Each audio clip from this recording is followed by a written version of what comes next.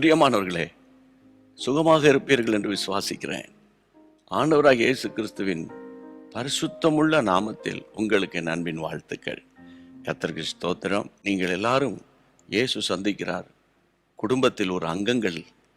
உங்களுக்காக நாங்கள் அதிகமாக தேவனை ஸ்தோத்தரித்து ஜெபிக்கிறோம். கர்த்தருக்கு ஸ்தோத்திரம். இந்த நாளில் நாம் அறிய வேண்டிய ஒரு தீர்க்க தரிசனமான ஒரு வார்த்தை வாசிக்கிறேன். 1 ராஜாக்கள் 18:39. ஜனங்கள் எல்லாரும் இதை கண்டபோது முகங்குப்புற விழுந்து கர்த்தரே தெய்வம், கர்த்தரே தெய்வம் என்றார்கள். ஜனங்கள் எல்லாரும் இதை கண்டபோது, அதாவது என் அன்பு தேவனுடைய பிள்ளைகளை, எலியா கருத்துள்ள வலிமையான ஒரு ஜெபம் பண்ணினான். வானத்திலிருந்து கர்த்தர் அக்கினியை ஊற்றினார். அந்த அக்கினியை கண்டபோது ஜனங்கள் எல்லாரும் முகங்குப்புற விழுந்துட்டு, ஆண்டவர் தாண்டா தெய்வம், அவர் தாண்டா ஜீவனுள்ள ஆண்டவர், ஜனங்கள் அறிக்கை பண்ணினார்கள். என்னை கேட்டுக்கொண்டிருக்கிற தேவ பிள்ளைகளே, உங்களுடைய வாழ்க்கையில் ஒரு அக்கினி உங்களுக்கு தேவை. உங்க ஊழியத்துல ஊழியம் செய்கிற பிள்ளைகளாகிய உங்களுக்கு ஒரு அக்கினி தேவை. குடும்ப வாழ்க்கையை நடத்துறீங்களா? உங்களுக்கும் அந்த பரலோக அபிஷேகத்தின் அக்கினி தேவை. பிசினஸ் பண்றீங்களா? உங்களுக்குள்ள ஒரு வல்லமை தேவை. எலியா கருத்தாய் ஜெபிக்கிறார். ஆண்டவரே அக்கினியை இறக்கும் ஐயான். அவர் இறக்கினார். என் அன்பு தேவனுடைய பிள்ளைகளே, நீங்க அந்த அதிகாரத்தை திருப்பி அதுக்கு முந்தின வசனங்களிலே ஒரு கட்டத்துல, கர்த்தர் தெய்வமானால் கர்த்தரை பின்பற்றுங்க, பாகால் தெய்வமானால் பாகாலை பின்பற்றுங்க என்று சொன்னபோது வேதத்தில் வாசிக்கிறோம், ஜனங்கள் ஒரு வார்த்தையுமே சொல்லல.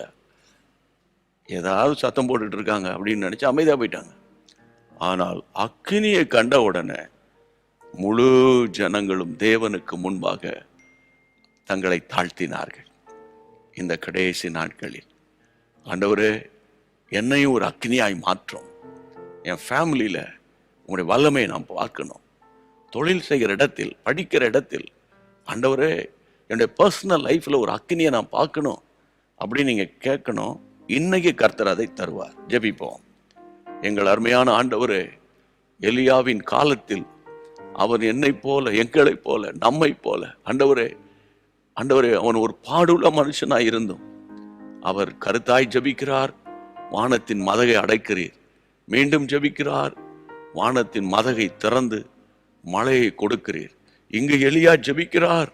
அக்கினியை நீர் ஊற்றுகிறீர். ஆண்டவரே, இப்பொழுதும் என்னோடு சேர்ந்து ஜெபித்துக் கொண்டிருக்கிற என் அன்பு சகோதர சகோதரிகள் வீடுகளுக்குள்ளே பரலோக அக்கினி இறங்கி கொண்டிருக்கிறது. ஆண்டவரே, எல்லா விதமான பில்லி சூனிய கட்டுகள், எரிச்சல் ஆவிகள், பொறாமையின் ஆவிகளை கர்த்தர் மேற்கொள்ள உதவி செய்கிறீர். ஆண்டவரே, இன்றைக்கு இப்பொழுது அவர்கள் மேல் ஊற்றுகிற இந்த அபிஷேகமானது இந்த நாள் மட்டுமல்ல, வரக்கூடிய நாட்கள் முழுவதுமாய் நடத்த போகிறீங்க. ஆண்டவரே, கோடி ஸ்தோத்திரம் அப்பா.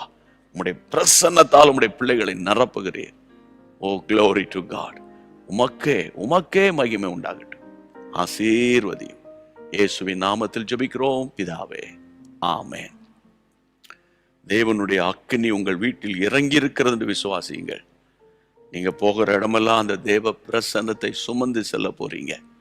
உண்மையை சொல்றேன், நீங்க சாதாரணமான ஆட்கள் அல்ல. தேவ கிருபை உங்களை தாங்கும். God bless you. God bless you. அன்பான தேவனுடைய பிள்ளைகளே, இச்செய்தி உங்களுக்கு மிகுந்த ஆசீர்வாதமாக இருந்ததென்று நாங்கள் நம்புகிறோம்.